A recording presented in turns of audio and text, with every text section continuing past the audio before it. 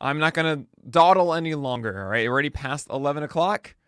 And let's get started here on day 4 of PitchCon. I'm going to bring in Ben Brown. Ben, good to see you. Hey Nick, how's it going?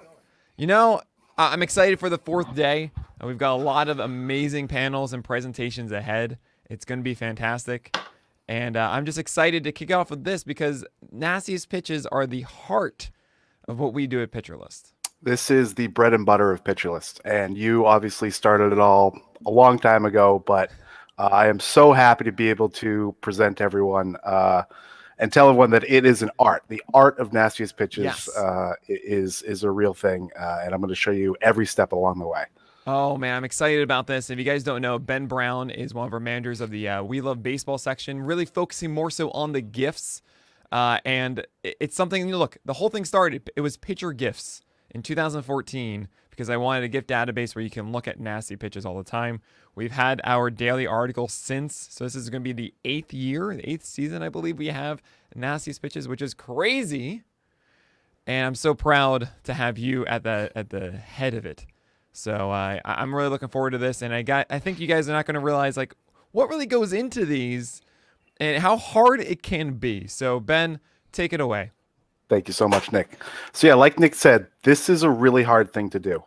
It is not easy to just take a bunch of pitches, throw them up on the screen and say, hey, whoa, that was nasty. There's a lot of thinking that goes into it. So today we're going to talk about all that thinking. We're going to talk about identifying the pitches. We're going to talk about how it's made. I'm going to give you a full live demo for how to take your MLB TV stream, record it, send it out, onto the site or over Twitter or whatever. At the end of this, you're going to be able to join the Nastiest Pitchers team. Basically, you'll have all the knowledge you'll need to know. So if you don't know anything about me, my name is Ben Brown. I'm from the great state of Maine. I'm an IT guy. I joined Pitcher List in late 2019 on the Nastiest Pitchers team. I've since become a manager as a co-manager with the We Love Baseball team with Miles Nelson. Drink, although it's a little early, but drink. And I love beer. I love golf. I spend more time in the woods than golfing like Tiger Woods. But golf's a great sport because you can get out there, you can drink a beer, you can listen to baseball. It's a lot of fun.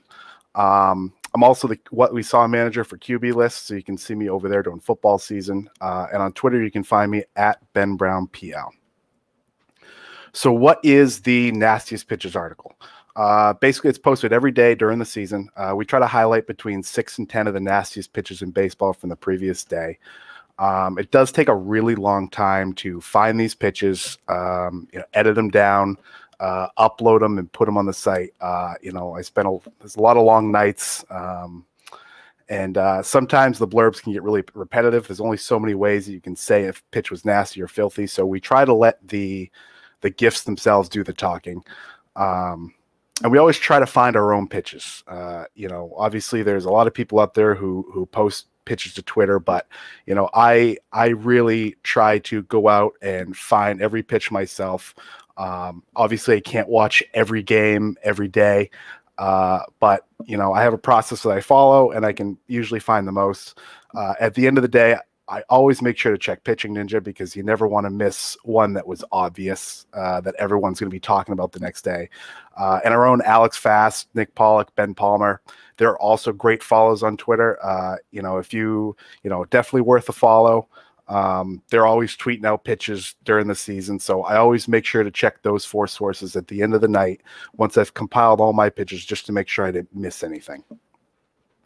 So here's what we're going to do today. We're going to identify different pitch types. We're going to see some nasty pitches. When you're bouncing through games, you got to know what you have to look for. You got to know how each pitch moves. You got to be able to identify on the fly. You can't spend any time scrambling, looking up to see what the pitch type was on ESPN. You just got to have it committed to memory.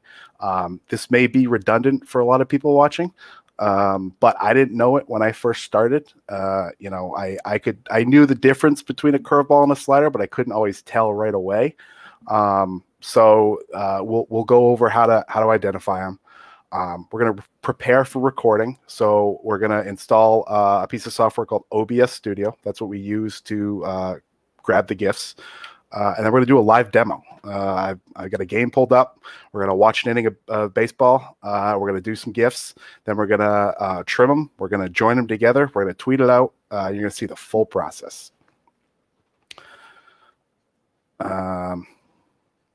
So yeah, when it comes to identifying pitches, again, you want to know how each pitch moves. There's certain criteria for selecting each different pitch type. You know, we don't want to, take all curveballs. We don't want to have 10 curveballs on our article. We want to mix and match, mix it up. And there's certain types of curveballs that we want to use. And nasty pitches don't always necessarily translate to success. We'll see an example of that in here. But you'll often find an occasion where a guy has 2 or 3 nasty pitches, but he gave up 5 earned runs.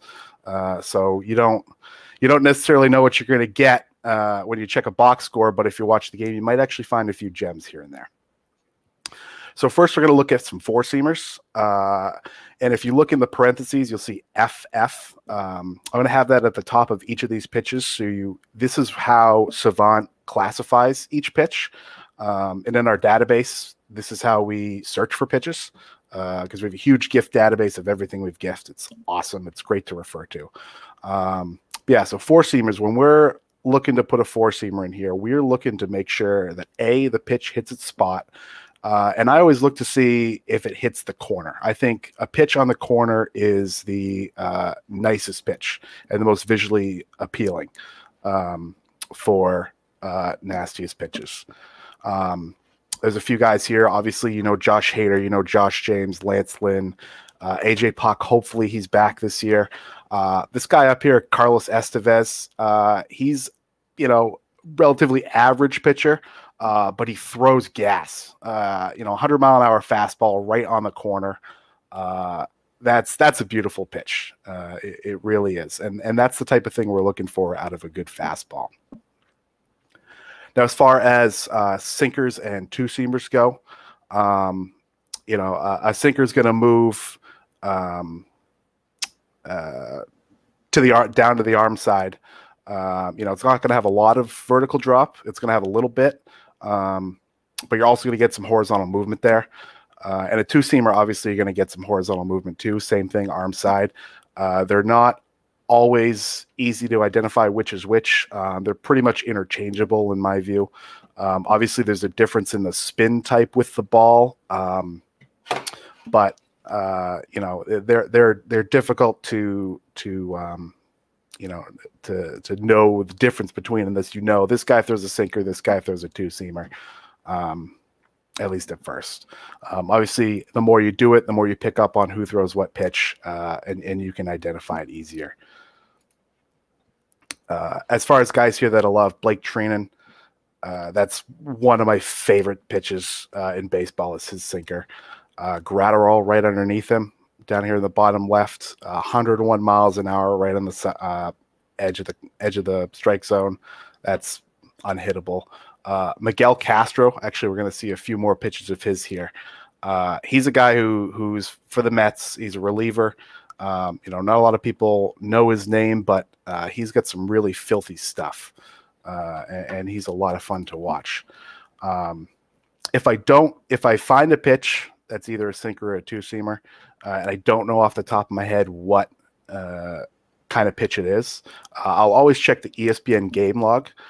You can go in and see pitch by pitch, basically the results of the whole game, and it'll tell you if it's a two-seamer or a sinker. So if you ever have any question, you can check there. Now a cutter. Cutter's going to move. It's going to have some glove side movement. Some cutters have a little bit, some have a lot. I sometimes get the big movers confused with like a slider. If you can see, Corbin Burns is up here in the top left. That has a ton of drop and a ton of horizontal movement. It kind of looks like a slider, sort of. But when you look at the velocity, it's 93 miles an hour. And, nobody throws a 93 mile an hour slider. So that's how you can usually tell, something like that. Down in the bottom right, Dean Kremer.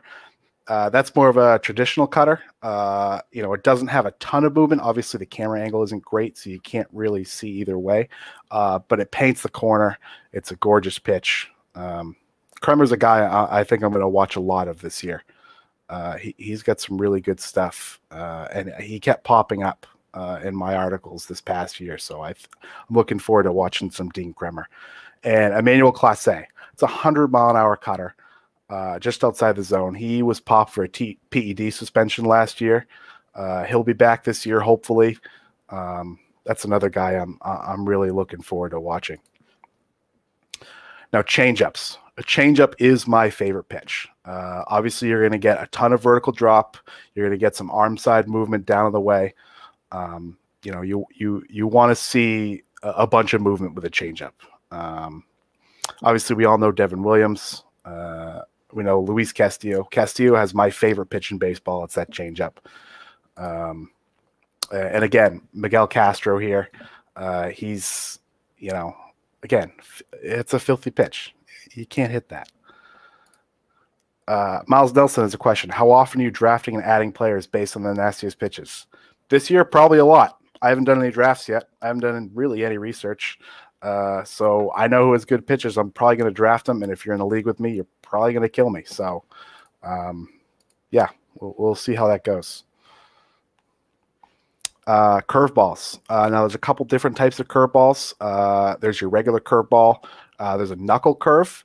I can't tell the distinction just by looking at the video. I know certain guys throw knuckle curve, like Aaron Nola. And when you look on Baseball Savant, they're classified differently. But here you can see, Jose Barrios, he has that power curve, super fast, 83 miles an hour. Most curveballs are between 70 and 80. But when you get that power curve, I love to see the horizontal break to it. And then more traditional curve down in the bottom right, Clayton Kershaw. It's just it's a pretty pitch. I made a lot of Kershaw gifts this year, a lot of that curveball. When it comes to nastiest pitches, we usually try to avoid 12-6 curveballs in the dirt. I personally don't really think that that's a really visually appealing pitch. It's pretty much impossible to hit, but unless you're Vlad Guerrero or Adrian Beltre, you're not going to be able to hit it. So it's really not all that impressive. I'd much rather see one that paints the quarter. Andre Scrub throws a great 12-6 curve, and he loves painting corners with it. Or something like Barrios, who gets some great horizontal break to it. Now a slider. Again, kind of like a curveball. It gets some vertical drop. It gets some horizontal movement. It's a little faster velocity wise.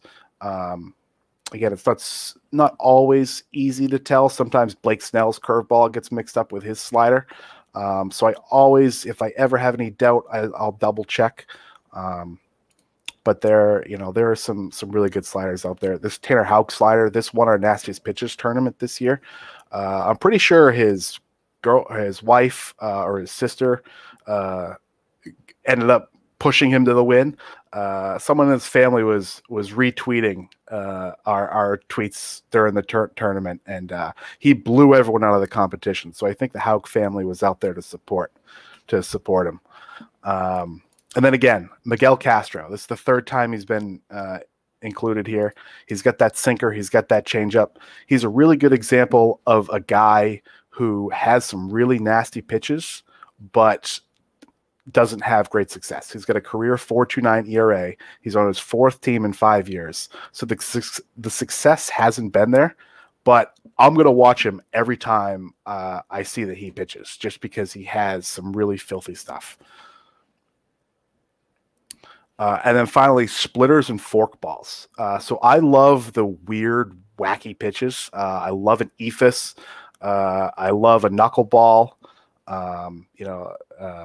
Screwballs, that sort of stuff. There aren't always a lot of them. The forkball.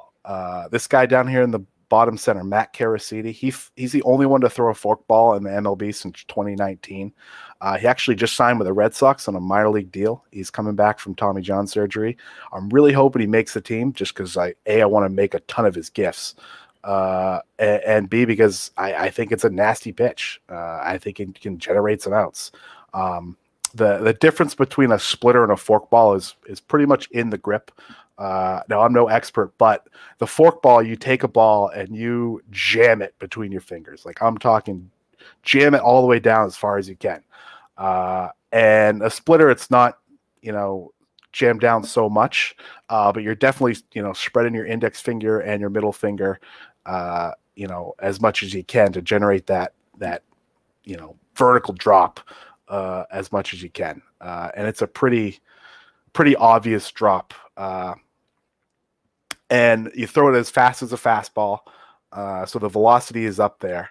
And yeah, there's a bunch of good ones out there. Kevin Gausman, I mean, he had that one game last year. I think it was 10 strikeouts.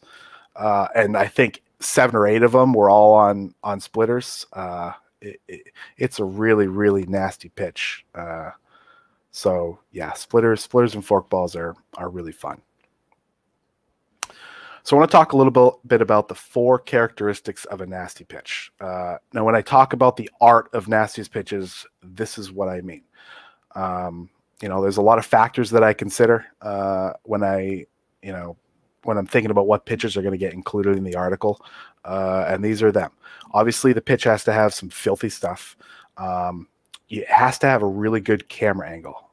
We're going to show some examples of some really bad camera angles and some really good camera angles and how they can enhance a pitch or make a pitch look like it wasn't that good. I want to know if a pitch is hitting a spot. If the pitch hits the spot, it means the pitcher executed it perfectly, and that elevates the nastiness a bit. And the batter's or the umpire's reaction can also elevate the nastiness factor, and we'll get into that a little bit. So this pitch right here, this is Cody Hoyer. He's a reliever for the White Sox. This was my #1 favorite pitch of 2020 because it ticked off all the boxes, and it gets some really filthy movement and completely fools Polanco. It's a 2-0 count. He obviously wasn't expecting a ball inside this pitch. And you can tell because he's got his back leg close to the plate. And as the pitch is coming in, it looks like it's going to go in and hit his knee. And then he moves his back leg, thinking he's going to get hit. The ball darts back over the plate for a strike. It's just absolutely nasty. And I want to give a huge shout out to Max Posner. He's the one who really taught me that this is an art form. It's not just a compilation of nice pitches that you put together. When you're crafting your nastiest pitches article, it's all about the ebbs and flows of the pitches throughout. So you'll see when we post a nastiest pitches article, it's not just going to be 3 curveballs right in a row, then 2 fastballs and a couple sliders. We're going to be mixing and matching. We're going to have a curveball. We're going to have a fastball. Then we're going to have another curveball, maybe a slider, maybe a fastball, maybe another curveball. It's going to be all over the place. And we're trying to really tell you a story, paint you a picture, and really just, fix things up a little bit so that, it paints a picture for you.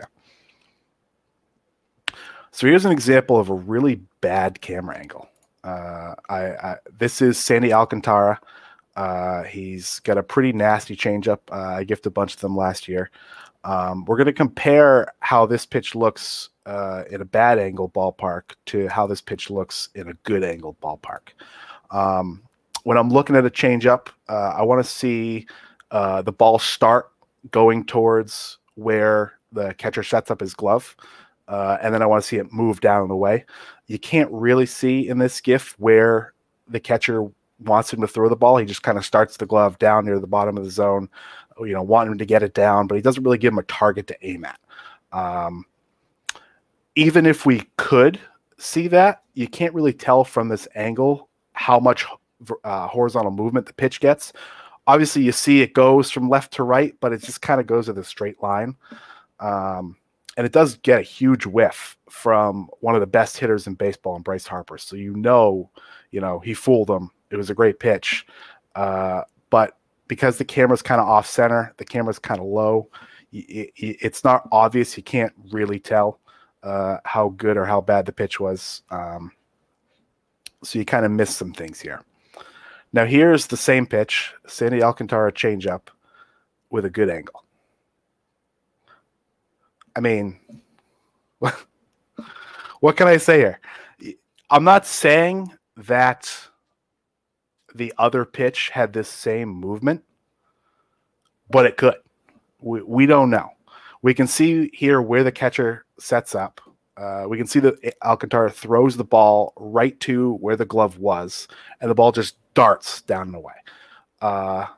It's a absolutely filthy pitch. So again, we'll put them side by side.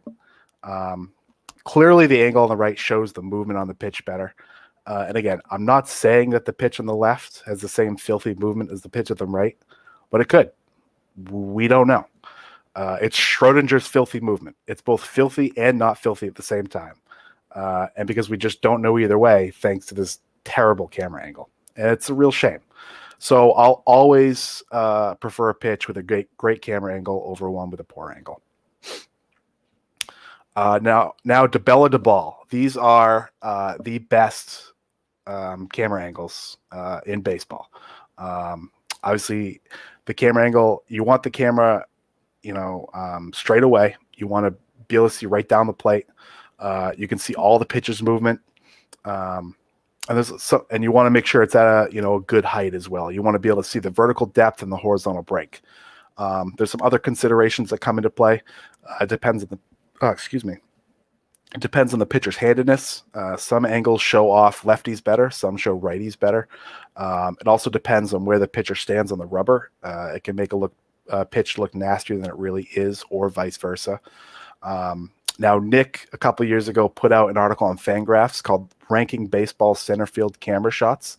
I'll be updating that this year, but if you want to go and check out all 30 ballparks as of 2018, which parks have the best angles and which don't. It's a really good read, and it's really insightful.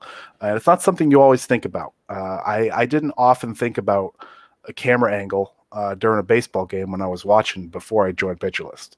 And now it's the first thing I think when I watch a game. If I, watch a Phillies game, I'm thinking half the time, wow, this camera angle's trash. It's not great. And now here's the worst. Again, Philly up in the top right. It's just so off center. It's kind of low. Detroit, it's too bad because there was a bunch of times where Bieber pitched. I think he pitched a couple times in Detroit last year. And this pitch is filthy. I know Bieber's two-seamer gets a ton of horizontal movement, but you can't really see from this angle. And then Cincinnati and Oakland are both terrible as well. I'll pretty much avoid watching games in this ballpark from a Nastiest pitcher's perspective, because I know I won't be able to get anything of value unless it's a guy who I know has a great pitch and who I really want to watch, like Nola, Bieber, Castillo. Otherwise, I just won't consider these parks. Now, hitting the spot. I want to talk about this just a little bit. It's especially important with fastballs. When we have a fastball GIF on our site, we want to make sure that it hits our spot or hits the spot. Generally, a wild pitch that generates a crazy whiff wasn't planned. It's more of a mistake. And then Alex Fast's awesome overlays presentation the other night, which I hope you watched. He mentioned that we have a lot of power when we're showing these pitches. We have the ability to dictate what the viewer perceives as a nasty pitch. So we want to show off the truly nasty pitches, the one where the pitcher executed what he was intending to do. We don't really want to avoid reward mistakes. So when it comes to pitches, I'm always trying to make sure that I focus on and highlight pitches that hit their spot. And then, as I mentioned earlier, a batter and umpire's reaction. A terrible swing, a really animated called strike three, that can elevate a pitch from a Nastiest pitcher's standpoint. yeah, in this case, in the top pitch, this is Justin. I think it's Justin Topa. Justin Topa. Justin, if you're watching, I'm sorry. Uh, but the angle doesn't show off the horizontal movement very well. You can see it a little bit at the end. Obviously, you see the vertical drop. You can see a little bit of the horizontal movement, but because of the way that who is that? Dylan Carlson. Because of the way that Dylan Carlson flails at that pitch, it gives the viewer an emotional reaction. It makes you laugh, and that's what we want. With bad camera angles, reactions like these can sometimes make up for the movement that we don't always see. And obviously, we're in the entertainment business. We want our viewers, we want our readers to be entertained, and so if we can get them to laugh, we can get that emotional reaction out of them. It makes a difference. And this pitch, our umpire's reaction or batter's reaction can help. So now I want to talk to you about my process that I call GIF hunting. There's a few things that I do. I'm going to show you my entire process from beginning to end of how I gather all of my pitches for the daily Nastiest Pitches article. I'm going to show you what I do to prep for a day, what software to use, and how to install it. We'll do a live demo. We'll GIF some pitches from a game. I'll let you know some of the quirks with MLB TV, how to avoid them, making your life easier if you're trying to GIF pitches. And then we'll trim some GIFs, join some GIFs, and show off the final product. And again, Pitching Ninja, Alex Fast, Nick Pollock, Ben Palmer, all great follows. When you're hunting for pitches, always check at the end of the night. Make sure that you didn't miss anything egregious, because they'll be the ones to post it if you do. So when I'm finding GIFs, if I'm on duty for the day, on the left-hand side, I have what I call my Nastiest Pitchers matrix. I'll put this together in the morning. I'll tweet it out. I'll put it in the Discord. Basically, I put down every pitcher, who their opponent is, and obviously I have all the innings on the right-hand side. And then I'll include what time the game starts so I know when to tune in. I always bold the players that I want to watch personally. So on this day, I wanted to watch Evaldi, Maeda, Kremer, Snell, a bunch of guys. I don't always make my way through them all. But sometimes by, 9, 10 o'clock, I've found 8 or 9 GIFs that I know are going to be included, that I know are great. So I don't always have to watch them all. And I'll also throw some other events on there. Obviously I love golf. I watch football, hockey, basketball. When I'm GIFing pitches, I usually have a couple other games up there, both baseball and other sports. So just for my sake, I put that up there so I don't forget anything. And then on the right-hand side, this is the screenshot of the Fangraphs live daily leaderboard. This is a great way to see who's pitched on any certain or any given day. So if it's 10 o'clock, I'll check the leaderboard. I'll see who has the most strikeouts, see if it's a guy who I wasn't going to watch otherwise. And obviously here, if Montas has 13 strikeouts, I'm going to make sure I go back and see if there were any really good pitches there. And this is also a great way to see which relievers pitch on any given day. Obviously, you know who the starter is going to be, but a reliever could come in at any given time in any given game. So I'm always checking to make sure I didn't miss Miguel Castro, Devin Williams, guys like that. Now, I really wish that that Fangraphs had a way to follow a pitcher. I'd love to be able to sign into Fangraphs, open up the leaderboard, and at the top of my screen see that Devin Williams pitched an inning or Miguel Castro pitched 2/3 of an inning with 2 strikeouts. I want to see them at the top, the guys who I know have nastiest pitches. I want to see them at the top, so I make sure to watch their games. Unfortunately, I don't have that. Again, I'd love it if they do. But these 2 resources, this is usually how I find all of my pitches. Oh, whoops. That was supposed to be for a different presentation. There's a lot of trophies there, though. That's pretty cool. All right. Capturing your GIFs.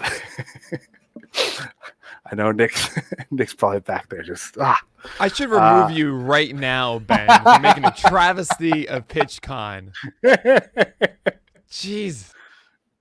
All right. So capturing your GIFs. On Windows, we use OBS Studio. It's basically like a streaming software that Twitch streamers use. But for our purposes, it's great for recording screens.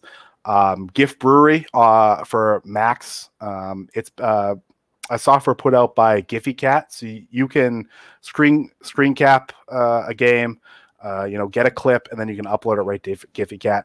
For our purposes today, we are just going to cover OBS on Windows. And on Linux, if you use Linux on a daily basis, you're going to probably know how to figure out how to capture stuff. So, I'll let you worry about that. So let's go give some pitches. So I'm going to give you a live demo. We are going to install OBS Studio. We are going to give some pitches in MLB TV, and then we're going to combine them all. So let's quickly just install this. I obviously downloaded the installer from the OBS Studio website. You can just Google it. The installation itself is just a next finish type of deal. And I have to close out of Premiere.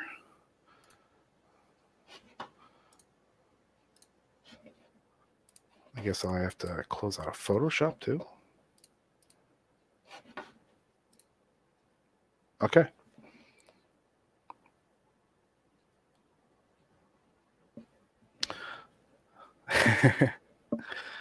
So yeah, again, it's a next finish type of deal. You're going to get this first screen. It's just going to ask you, do you want to optimize for streaming or recording? I always just optimize for recording. I don't do any streaming. This is also obviously a personal preference, so you can do whatever you want. I know this is pretty small. You can't really see it. Basically, this is asking what resolution you want to use. I set it to 1280 by 720. We want the GIFs to be high quality, but we don't want the file sizes to be totally out of whack. So having them in 720p keeps the file sizes relatively small. For frames per second, I use 60. Again, a high quality GIF makes all the difference in the world. And they always look better. So I set the FPS to 60. Hit next, apply settings. And here's OBS Studio. So the first thing I do is I always go to settings. Obviously, you only have to do this once. And then I go to output. Under encoder, if you have a built-in GPU, it's going to show up here. So I have an NVIDIA GPU, so the NVENC encoder is selected. If you don't have a built-in GPU, you can just use the software. It's just going to be slower. For the recording format, I always set this to MP4. Twitter doesn't like MKV videos, so set that to MP4. And again, make sure this is hardware NVENC. I put it in studio mode. I don't know if you necessarily have to. It just confirms to me that what I'm GIFing is actually what the output is. So on the left-hand side, it shows what your frame of reference, what your window is going to be. And then on the right-hand side, it shows what it's actually going to record. And there is a little bar right here. And I'll show you how that works in a moment. So what I'm going to do is I'm going to put this up at the top left. I'm going to open my output folder. So I have it just to save to my videos folder by default. You can change where you want them to save. But for our purposes, I just left this here. As far as capturing the video, I use Firefox for my browser of choice when I am watching videos. Chrome has a built-in DRM, and I found that I often can't record a video in Chrome. It actually just blacks it out completely. I also can't take screenshots when that's the case. So I do use Firefox. As far as my sources, I'll use MLB TV or YouTube TV. I pay for both of those services. Obviously, there are other services out there, but this is just what I use. So this game right here is it's a Twins Brewers game. It is from August 18th of this past year. It is actually the Kenta Maeda near no-hitter. And why did I pick this game? It's not actually because of Maeda. This was the game that, in my opinion, Devin Williams really broke out onto the scene. This was the first time I saw him pitch, and as we'll see, he had some really filthy pitches. And also, Minnesota has a really great camera angle. So it's the perfect example here. So when you get into MLB TV, I've already fast forwarded, but when you first get into MLB TV, pause it right away. If you let it play on, it might get to a point where there's an ad, and if it gets to a point where there's an ad, it's not going to let you fast forward. It's not going to let you rewind. It's not going to let you skip it all. Obviously ads are important to generate revenue. We want to support the game and all. But MLB TV has a quirk where if you play and it gets to an ad and then it plays on past the ad into the inning, if you try to skip forward or backwards, it's just going to revert all the way back to the beginning of the game.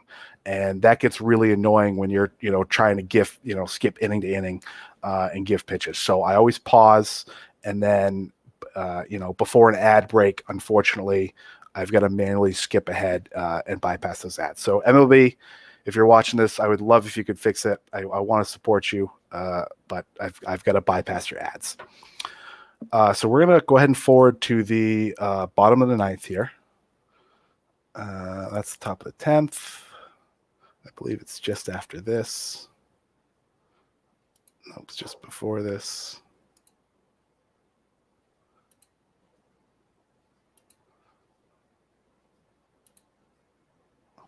All right.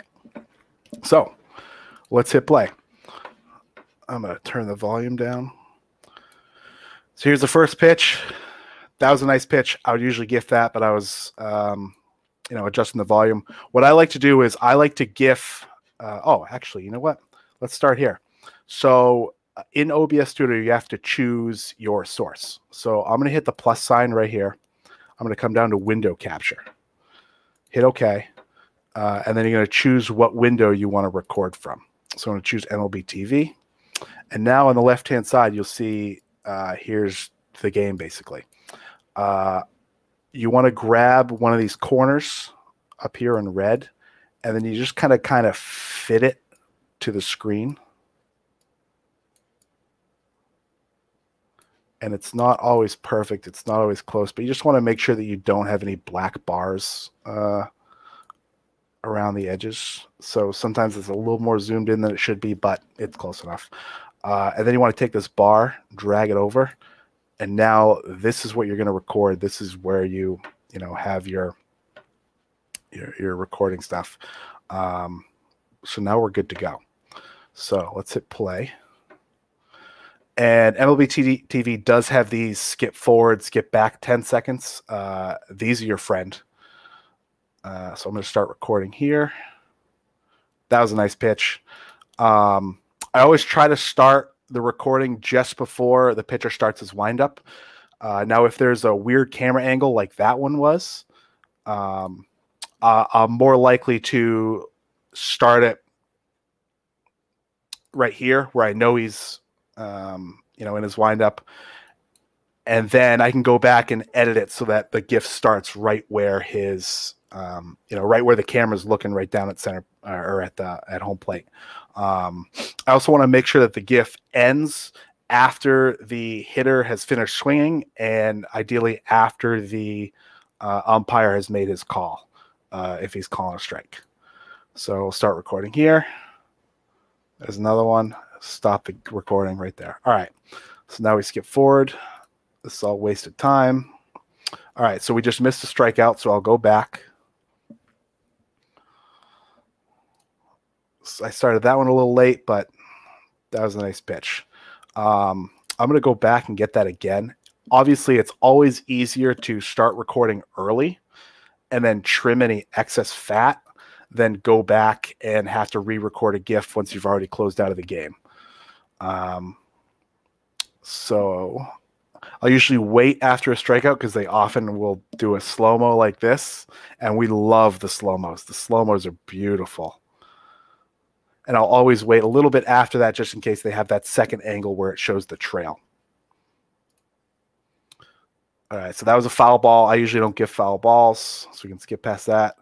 Now it's a 1-1 count, so we missed a ball. I'm not going to go back and watch a ball. Same thing here. Keep skipping. 3-1 count. I'm going to not go back and watch that pitch. Start recording. Low fastball, there's a walk. There are ways that you can set up hotkeys in OBS. I don't have any set up, obviously, because I just reinstalled the application. But it's something I will do before the season starts. So now we'll skip ahead. We don't want to see any of this.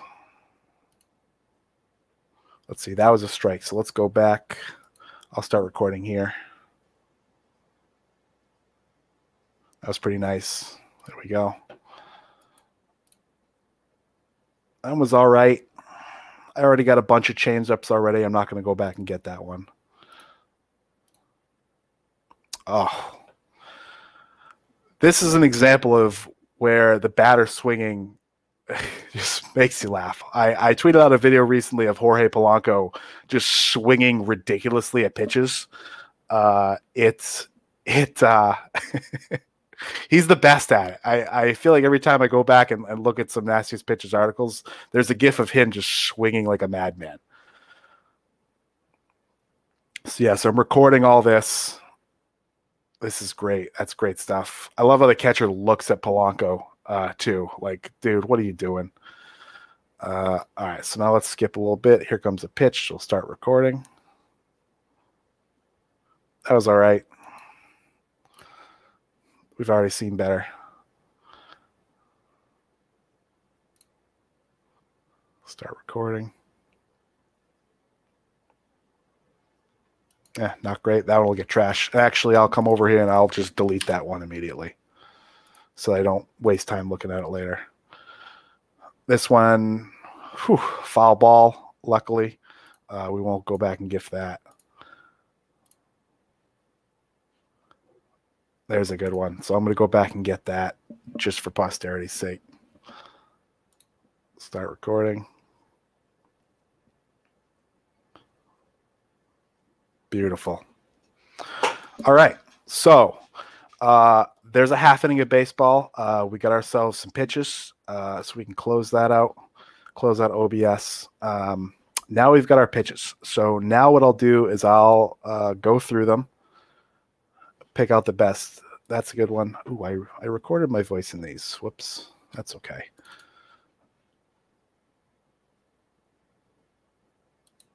I don't know if you guys can hear my voice talking over the GIF. I forgot to mute my mic. That's kind of annoying, but oh well. So yeah, so we've got some good pitches here.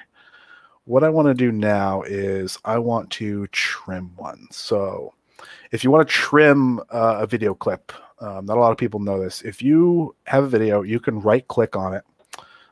You can open with the Photos app on Windows 10. And what that does is it opens up the GIF in basically the default Windows player. If you can come up to edit and create up here and then go to trim. Now you can click and drag this.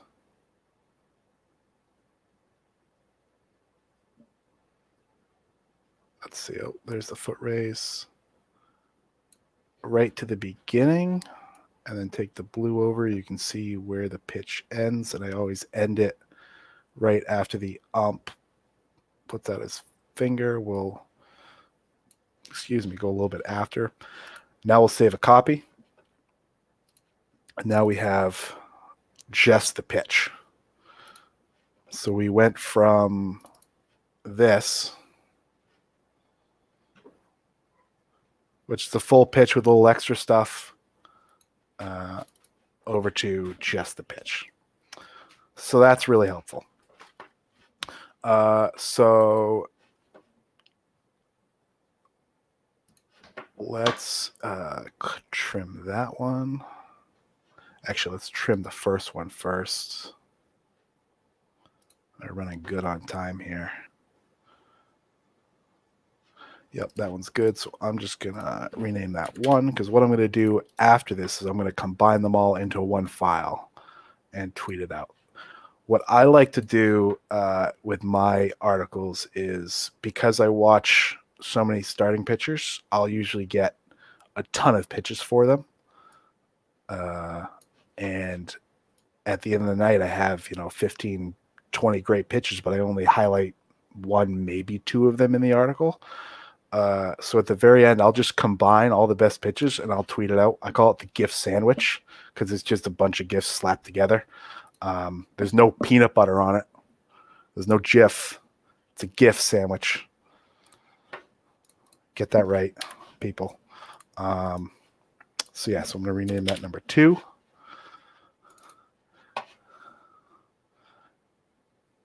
That one's all right. I'm not going to use that. We're going to delete it. There's another nice one. We're going to rename that 3. Was that the same one? Did I get the same one twice? Let's get rid of that. Now here is a slow-mo. So we're going to edit this, make sure we just get the slow-mo.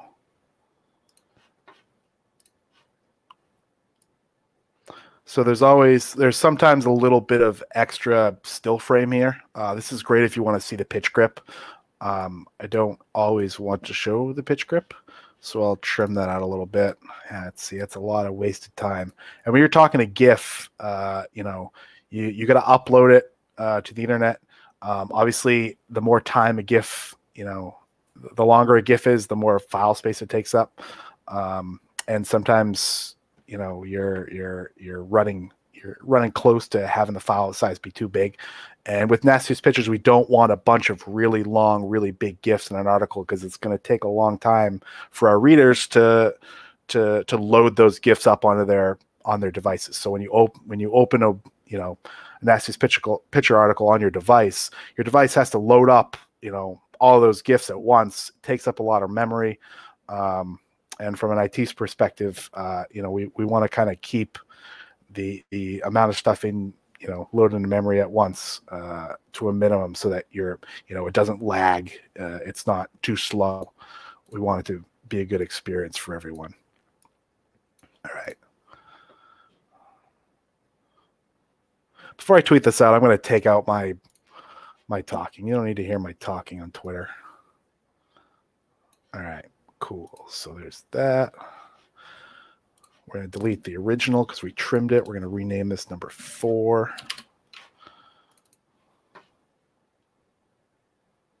That one we don't need. Delete that. This was the one we already trimmed.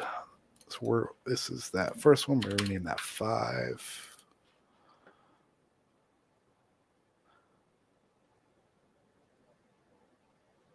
Oh, that's a good one.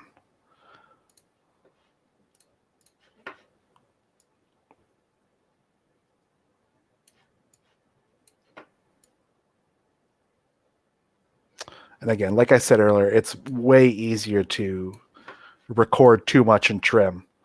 If you're into woodworking, it's measure twice, cut once. It's the same thing with GIFs.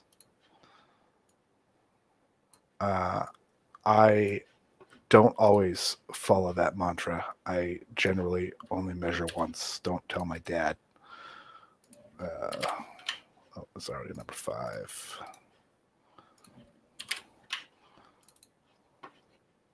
Here's a slow-mo of that same pitch. So we are going to edit that.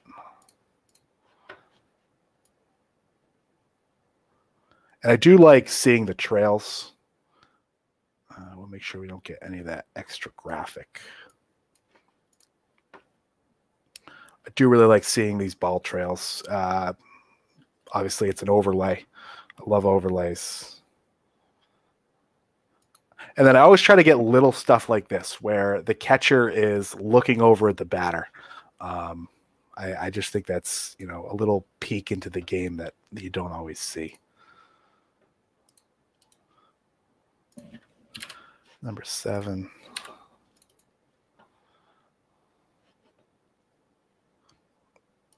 Yeah, that was all right, but I'm not going to keep it. And there it is. That's the end of the inning. So this will be our last one for this GIF.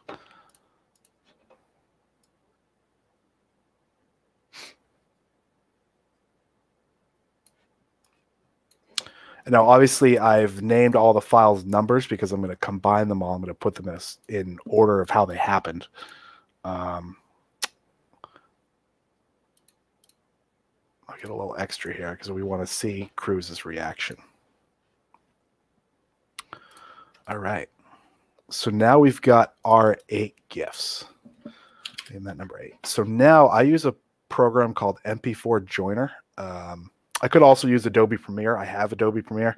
You know, that's an easy way to combine GIFs, but MP4 Joiner is obviously free. It's open source. You can download it, install it. It's just a simple tool. So what I do is I open it up. I first go to options, and then I always force re-encode video and force re-encode audio. I found that if I don't do that and I'm combining too many GIFs, they kind of like skip around and there's like random artifacts. So I always re-encode them into one file so that it looks as good as possible. Then I just click and drag them in order. 3, 4, 5, 6, 7, 8. And then I go up to the first one, click join. I will save it just in my videos folder, and I'll call it Devin Williams. What is this? 8.18.20 GIF sandwich. Hit save. It's gonna encode it. Save it to your computer. Now this might be a little choppy playing over the stream, but we'll see if you can see it. I will be tweeting this out too once I remove the audio. As you can see, it puts them all together really well. You can see every pitch.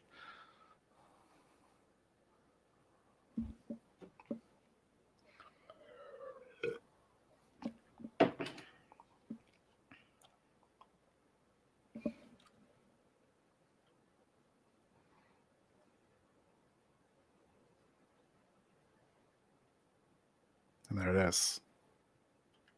So like I said, I'll usually wait till the very end of the night to go through, edit my pitches, find the best ones.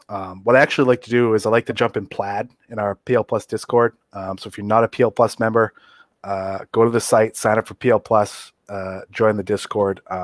If it's after 9 o'clock, you'll usually find me in there. But on the nights when I'm GIF hunting, I'll always jump in and I will, you know, show off to everyone who's in there, you know, my initial selection of pitches. I'll usually try to narrow it down to 15 or 20. And then as a group, we'll watch them all. We'll get a sneak peek at the next day's article. We'll watch them all, and then we'll find the best ones. And then those are the ones that end up going up on the site that day. So here I'm just going to prep one for the site. So I'm just going to use this one because it has it's a really good pitch and it has a great slow-mo as well. So I'm going to open up MP Joiner, MP3 Joiner, MP4 Joiner again, drag these two down, and then I'm going to go back in, force re-encode. I'm going to hit join, and I'm going to save it. So we have a certain naming convention that we use. This is Devin Williams. It's a change-up, so I'm going to put CH, and then the date was 8.18.20.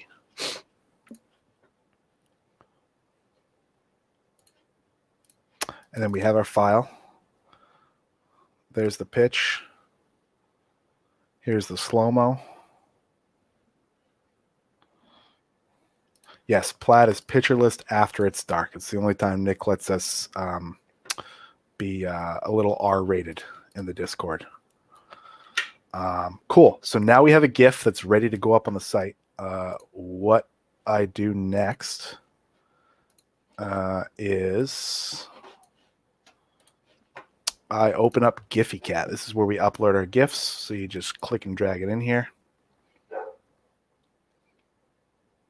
And obviously we have the back end of our site where we create the article. I use a template so that every night I can just easily, change the name, the header, and paste in the GIF URL and add my blurbs. We do have a team of guys who do this. It's not just me by any means. I couldn't do this 7 nights a week. So shout out Max Posner, Benjamin Holler, Colin McCusker, Danny Moskovitz, and Sean Barletta is joining our team this year as well. Boy, I hope I'm not leaving anyone out. But it's there's a lot of long hours in doing this. A lot of long nights. I really enjoy doing it. So here's the pitch. Now, when I go to put it on the site, I just copy the URL, go in the back end, and there it is. Oh, Callan. I'm sorry, Callan. I couldn't forget Callan. Callan's great too. Callan's on the team. You'll see his Nastiest Pitches articles out there as well. So that's what I got. Thanks for watching. I hope you guys learned something. If you ever have any questions about the process whatsoever, definitely reach out to me on Twitter. Message me in the Discord. Happy to answer your questions.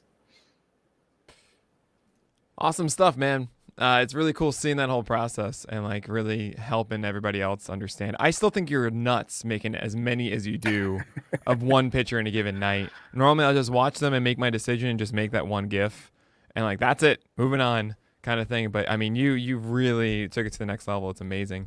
Well, I have a tip actually. I noticed you didn't do. With in OBS, if you hold Alt, you can crop the source file. So like the window. So instead of like dragging the corner every time and trying to making it inside of that thing, you can just hold Alt and it'll just change the view. So then you can just essentially crop the the MLB TV, then drag it to the corner, and then you just pull it back to the bottom right edge. That's how I do it really quickly. I did not know you could do that. That's a great tip. So hold Alt on your keyboard as you click, and it'll just crop it out.